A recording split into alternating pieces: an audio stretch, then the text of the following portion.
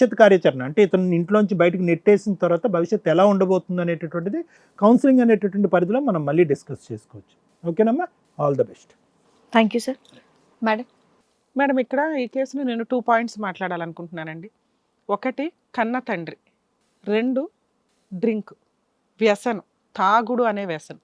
ఈ రోజున ఈ ఎపిసోడ్ వింటే కన్న తండ్రులకి ఎవరికైనా కూడా ఆడపిల్ల అంటే ఒక బంగారు బొమ్మ, ప్రాణం ఇచ్చేస్తారు.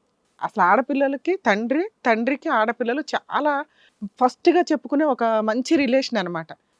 పెళ్ళిళ్ళప్పుడు వెళ్ళేటప్పుడు చూడవచ్చు, కానీ లేకపోతే చదువుకునేటప్పుడు కానీ పిల్లకి ఏదైనా జరిగిందంటే ముందు తల్లి కంటే ఇంకా తల్లి కొంచెం ధైర్యంగా ఉంటుందండి. తండ్రి చాలా సెన్సిటివ్గా ఫీల్ అవుతాడు. అమ్మో నా కూతురికి ఏదో జరిగిపోతుంది, నా కూతురికి ఏదో అయ్యిందని.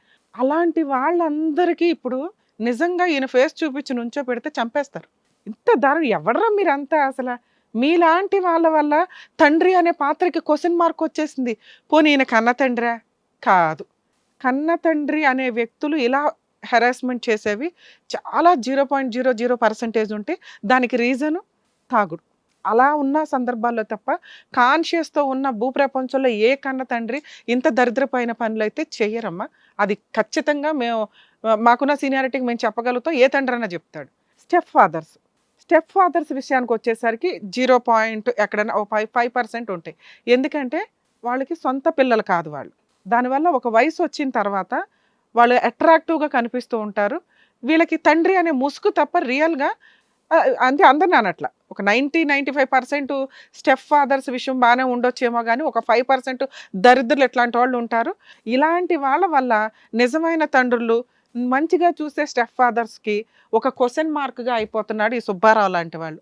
ఇలాంటి వ్యక్తిని ఇక్కడ కూర్చోబెట్టి మాట్లాడే అంత సహనం నాకైతే లేదమ్మా. ఎందుకంటే వరస్ట్ వర్క్ ఈ విషయాన్ని మాట్లాడితే చాలా సీరియస్. చుట్టుపక్కలోడో పక్కింటోడో ఎదురింటోడో అంకులో అంటే కామన్గా మనం ముందే జాగ్రత్త చెప్తున్నాం. ఈ రోజు అదిన గుడ్ టచ్ బ్యాడ్ టచ్ అనేది ప్రతి చిన్నపిల్లలకి నేర్పిస్తున్నాం. మీ పొజిషన్కి వచ్చేసరికి ఏంటంటే నిస్సహాయత. ఒకసారి పెళ్ళయింది, డైవర్సీ అనిపించుకుంటే బాగోదు, రెండో పెళ్ళి, మళ్ళీ మూడో పెళ్ళి ఎక్కడ చేసుకుంటాం? వెనకాల కుటుంబ సభ్యులు లేరు, ఎవరు లేరమ్మా. నీకు 2 డైమండ్ లాగా ఒక కూతురు ఒక కొడుకు ఉన్నారు. ఇంకా ఇప్పుడు బయటికి పోవాల్సింది ఎవడో అతనికి ఎవ్వరూ లేరు. మీరు బయటికి తోసేస్తే ఈ పాటికి ఎప్పుడో మారేవాడో చచ్చేవాడో ఏదో ఒకటి, మీకు అనవసరం. మీరు గౌరవంగా ఇంట్లో పెట్టుకుని ఫోటో ఫ్రేమ్కి పూజ చేసే అంత వ్యక్తి కాదు ఇక్కడ కూర్చున్న వ్యక్తి. నీ వరకు కష్టాలు నీ అవసరం నువ్వు భరిస్తావు. నీ పిల్ల దాకా కష్టం వచ్చినప్పుడు నువ్వెవరో భరించటానికి, నువ్వు కదా భద్రకాళిలో ఉండి ఆ పిల్లని కాపాడాలి.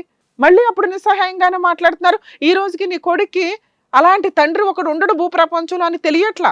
అది అతను మంచి పెంపకమా, లేకపోతే సొసైటీలో తండ్రి లేకపోతే ఎంత కష్టంగా ఉంటుందన్న భయమా నాకు అర్థం కాల.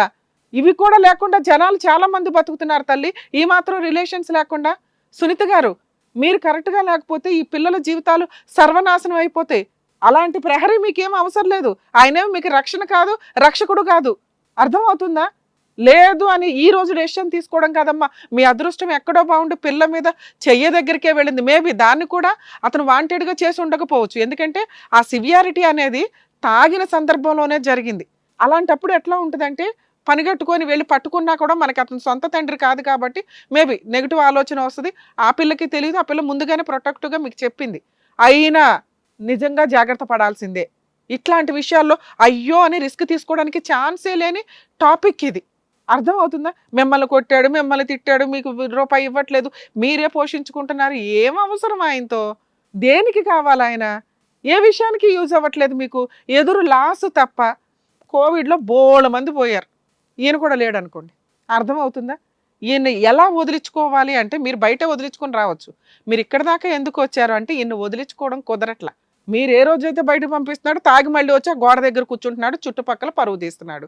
మీరు ఏ పోలీస్ స్టేషన్కి వెళ్ళలేకపోతున్నారు, ఎక్కడ ఏమి చేయలేకపోతున్నారు. మేము చేసి చూపిస్తాం. ఆయన్ని వదిలించటమే మీ పని. అసలు అతను లేదు, అవసరమే లేదు. గుర్తుపెట్టుకోండి నాన్న, ఇది మీకు కొంత చిన్నపిల్ల వయసు కాబట్టి ఎవరో టచ్ చేస్తే ఇష్టం లేని వ్యక్తి, రిలేషన్కి ప్రాపర్గా సెట్ కాని వ్యక్తి, అదే మీ లవరో మీ ఫ్రెండో ఏదో అంటే నీకు అట్లా అనిపించకపోవచ్చు. ఒక తండ్రి నీకు అట్లా టచ్ చేశారు అనిపించేసరికి నీకు నెగిటివ్గా అనిపించవచ్చమ్మా. అది బ్రెయిన్లోంచి ఇక్కడే తీసేసాయి. ఎందుకంటే ఇది నీ భవిష్యత్తు మీద పడకూడదు. మీకు ఏమీ జరగలేదు, ఇదంతా తాగుడులో జరిగిన ఒక ఇన్సిడెంట్లు. మీరు ఆ బ్రెయిన్లోంచి అది తీసేయండి. నువ్వు చిన్నపిల్లవి, ఇవి ఇక్కడతో మర్చిపోతే బెటర్ అని. నాన్న ఆ ఇంటికి నువ్వు చాలా అవసరం. తండ్రి లేకపోతే పిల్లలు బతకరా అంటే బతికి చూపించగలమని చూపించండి. నీ కళ్ళంట నీళ్ళు వద్దు నాన్న, ఎందుకంటే అలాంటి తండ్రి తండ్రే కాదు, అసలు అతను మీ సొంత తండ్రే కాదు. ఏ బాధ్యత తీసుకున్నాడు? స్టెప్ ఫాదర్ కన్నా బాధ్యత తీసుకోవాలిగా. ఏ రోజైనా మీ అమ్మకు సుఖంగా ఒక రోజు ఉండనివ్వగలిగాడా? బూతులు తిట్టుకుంటూ ఆవిడ రోజు వచ్చి కొడుతున్నాడు, తాగొచ్చి కొడుతున్నాడు, 4 సార్లు డోర్ వేసేస్తే వచ్చి బద్దలు కొడుతున్నాడు. చుట్టుపక్కల పరువు పోవట్లేదా మీకు? అలాంటి వ్యక్తి లేకపోయినా మంచిది అని నా ఉద్దేశం. అతన్ని మార్చుకొని అపురూపంగా పెట్టుకోవాల్సినంత అర్హత అతనికి లేదు. మీరు ఉండి మీ అమ్మగారిని మీ సిస్టర్ని కాపాడుకునే స్టేజ్లోకి నువ్వు వచ్చావు. ఇంకొక 3 to 5 years అయిందంటే నువ్వే ఆ ఇంటికి ఒక రక్షకుడి కింద మారుతావు, తెలుసా? అలాంటి వ్యక్తి అవసరం లేదన్నా ఆయన మార్చాల్సిన అవసరం లేదు. ఎందుకంటే ఆయన తాగుడు అనే ఒక బానిసత్వంతో జీవితం ఆయన నాశనం చేసుకోవడంతో పాటు ఒక 3 జీవితాలు నాశనం చేసేశాడు. తాగి జీవితాలు నాశనం చేసుకునే వాళ్ళందరికీ ఇతను ఒక ఎగ్జాంపుల్ అని గుర్తుపెట్టుకోండి. మిమ్మల్ని రోడ్డు మీదకి తోసేస్తే మీకు బతికే లేదు. ఎందుకంటే మీరు సంపాదించుకునేది తాగుడుకు సరిపోద్ది, వాళ్ళు ఎవరో కిడ్నీయో ఏవో డ్యామేజ్ అవుతాయి, ఏ పక్కన పడి ఉంటే చెత్తకుప్పలో తీసుకెళ్తారు. దీనికి ఒక ఎగ్జాంపుల్గా సరిపోతారు.